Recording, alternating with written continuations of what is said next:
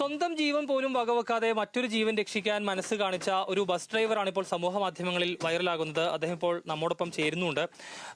പറവൂർ അങ്കമാലി റൂട്ടിൽ സർവീസ് നടത്തുന്ന എക്സിക്യൂട്ടീവ് ബസിന്റെ ഡ്രൈവർ അജേഷ് ആണ്. ചേട്ടാ, എന്താണ് ശരിക്ക് അന്ന് സംഭവിച്ചത്? എന്തായിരുന്നു? 12:10 ചാല് പറവൂരിൽ നിന്ന് വരെയായിരുന്നു. മാഞ്ഞാരി പാലത്തിന്റെ മുകളിൽ വന്നു കഴിഞ്ഞപ്പോൾ 12:20 ഉണ്ടാവും. അപ്പോൾ ഒരു 5-10 ആളും ഒരു കാറും കുറച്ച് ബൈക്കും നിർത്തിയിട്ട് ഒരു ചേട്ടൻ അവിടെ നിന്ന് കൈ കാണിച്ചിട്ട് പുഴയിലേക്ക് കാണിക്കണം. അപ്പോൾ ഞങ്ങൾക്ക് സംശയം തോന്നിയിട്ട് ഞങ്ങൾ വണ്ടി അവിടെ തന്നെ നിർത്തി. ഒതുക്കി നിർത്തിയിട്ട് ഹാൻഡ് ബ്രേക്ക് ഇട്ട് ഇറങ്ങി ചെന്ന് കഴിഞ്ഞപ്പോൾ ഒരു പെൺകുട്ടി വെള്ളത്തിൽ കിടന്ന് പിടയ്ക്കുകയാണ്. അപ്പോൾ പെൺകുട്ടി പിടയ്ക്കുന്നതാണെന്ന് കഴിഞ്ഞപ്പോൾ ഞാൻ അവനോട് ചോദിച്ചു ചാർട്ടേന്ന് ചോദിച്ചു. അവൻ ആദ്യം പറഞ്ഞ് ചാറുണ്ടാന്ന് പറഞ്ഞു, പിന്നെ പറഞ്ഞ് ചാടിക്കോന്ന് പറഞ്ഞു. പിന്നെ നമ്മ ആ സമയത്ത് വേറെ ഒന്നും ചെയ്യാനില്ല, നമുക്ക് ഒന്നിട്ട് ചാടി രക്ഷിക്കുക, അല്ലെങ്കിൽ നമ്മ അവിടെ കിടന്ന് ആ കുട്ടി മരിക്കണ കാണണം. അത് കാണാനുള്ള മനസ്സ് നമുക്ക് വന്നില്ല. നമ്മ ഡ്രസ്സ് ഊരിയിട്ട് ആ പാലത്തിന് മുകളിൽ നിന്ന് അങ്ങോട്ട് ചാടി കുറച്ചാട് പോയാർന്ന് വെച്ചു. അപ്പോൾ പോയി മുടിയും പിടിച്ച് പൊക്കിയപ്പോൾ വെള്ളം ഛർദ്ദിച്ചപ്പോൾ ജീവനുണ്ട്. അപ്പോൾ നമുക്ക് മനസ്സ് പകുതി സമാനമായി. പിന്നെ ആ സമയത്ത് വേറെ ഒരു രക്ഷയില്ല. അവിടെ നിന്ന് വഞ്ചിയില ഒന്നുമില്ല. വഞ്ചി എനിക്ക് പൂട്ടിയിട്ടേക്കായിരുന്നു. ചേട്ടൻ കൈ കൊണ്ട് കാണിക്കുന്നുണ്ട് ലോക്കടന്ന്. പിന്നെ ആ കൊച്ചിനെയും കൊണ്ട് അവിടെ ഒരു വീട്ടിൽ ഇത്തമാര് വന്ന് പുറത്ത് പോട്ടായി. അങ്ങോട്ട് നീന്തി കരക്കടിപ്പിച്ചു കഴിഞ്ഞപ്പോൾ അവിടുത്തെ വീട്ടിൽ അവർ വന്നിട്ട് നേരെ കാറിനേരി കൊണ്ടുപോയി. കാരണം ആ സമയത്ത് നമ്മൾ പാലത്തിന് മുകളിൽ നോക്കുമ്പോൾ ഈ കൊച്ചി കിടന്ന് പിടച്ചു.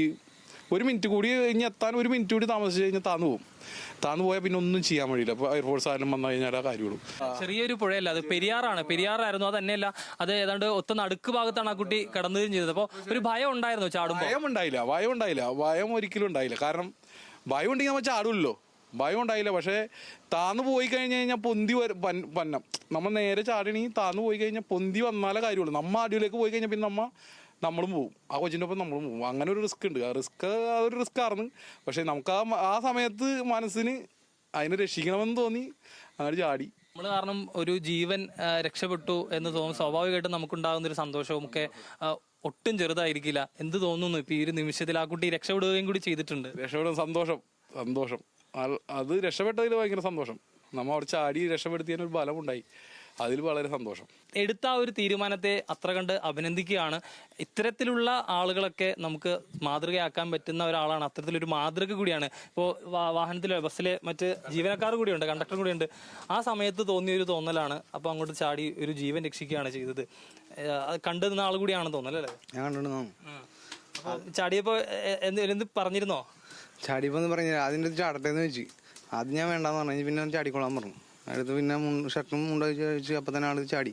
പിന്നെ പുറത്ത് സംസാരം ഒന്നും ഉണ്ടായില്ല, അപ്പം തന്നെ ചാടി. ആ സമയത്ത് ആ സെക്കൻഡുകൾക്ക് വിലയുണ്ട്. ആ സമയത്ത് അത് തോന്നി ചാടി, അല്ലാതെ വേറെ സംസാരം ഒന്നുമില്ല. അവൻ ചാടിക്കൊള്ളാൻ പറഞ്ഞു, പിന്നെ വേറെ സംസാരമില്ല. അവിടെ നിരവധി സ്ഥലങ്ങളിൽ നീ അഭിനന്ദന പ്രവാഹം വരുന്നുണ്ടെന്ന് ഞാൻ അറിയുന്നുണ്ട്.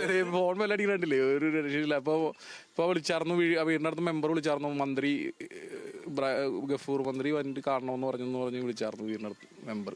അതായത് സംഭവം ഈ നീറ്റ് പരീക്ഷയിൽ മാർക്ക് കുറഞ്ഞതിനെ തുടർന്ന് മനോവിഷമത്തിലാണ് ആ പെൺകുട്ടി മാഞ്ഞാലി പാലത്തിൽ നിന്ന് നേരെ താഴേക്ക് ചാടിയത്. ആ സമയത്ത് അതുവഴി കടന്നു വന്ന ബസ്സിലെ ഡ്രൈവറായിരുന്നു അജീഷ്. അത് കണ്ടു നിന്ന് ഒരാൾ ജീവൻ പോകുന്നത് കണ്ടു നിൽക്കാൻ കഴിയാത്തതിൻ്റെ ആ ഒരു ഇതിലാണ് പെട്ടെന്ന് എടുത്ത് വെള്ളത്തിലേക്ക് ചാടിയത്. അതെല്ലാം ആ ജീവൻ രക്ഷിക്കാൻ കഴിഞ്ഞിട്ടുണ്ട്.